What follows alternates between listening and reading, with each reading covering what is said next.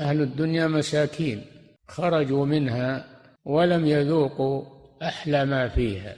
أحلى ما فيها ذكر الله عز وجل والأنس به، تلذذ بطاعته، هذا هو أحلى ما في الدنيا. ما هو أحلى ما في الدنيا القصور والخدم والأموال والأرصدة والحدائق لا، ما هو هذا أحلى ما في الدنيا.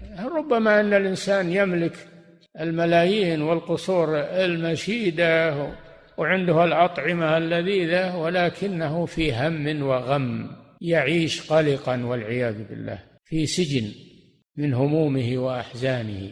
أما الفقير المنيب إلى الله فهو في جنة ولو ما عنده شيء، لأنه يعيش بالله عز وجل ومتعلق بحب الله عز وجل.